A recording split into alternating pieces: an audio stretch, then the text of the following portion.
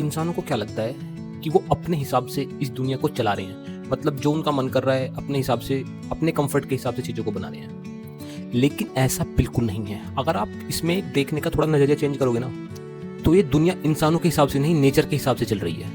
मैं ये आपको एक एग्जाम्पल के साथ बताता हूँ। सपोज करो कि किसी को फिशिंग करनी है, ठीक है। तो अब वो फिशिंग करने के लिए उसे क्या चाहिए, एक ऐसी जगह चाहिए जहाँ पे वाटर अवेलेबल हो, वाटर रिसोर्सेज अवेलेबल हो, तालाब हो या समुद्र हो या नदी हो, कुछ तो हो, तभी तो वो फिशिंग कर पाएगा। तो मतलब यही हुआ कि हमें फिशिंग करने दी गई किसके द्वारा, नेचर के द्वारा। मान लो अगर रेगिस्तान है तो वहां पे वो फिशिंग नहीं कर पाए, वहां पे उसे खजूर के पेड़ ही लगाने पड़ेंगे। अब क्या होगा, नेचर जैसा हमें परमिट कर रहा है उस हिसाब से हम काम करेंगे, ठीक है, नेचर के हिसाब से। और हमारी थिंकिंग भी वैसे ही उस काम के हिसाब से हो जाएगी, मतलब हम उस काम के बारे में सोचेंगे। और अब हम क्या करेंगे, उस काम को इजी बनाने के लिए कुछ इन्वेंट करेंगे।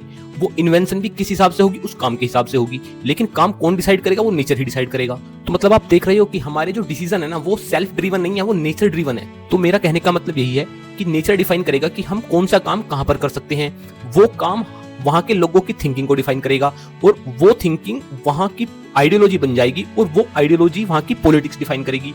और वहां के इन्वेंशन, पॉलिटिक्स वगैरह वो सब उस काम के हिसाब से होंगे। तो मतलब आप देख पा रहे हो कि मतलब जो इनिशियल सोर्स है ना सब कुछ का, वो नेचर है।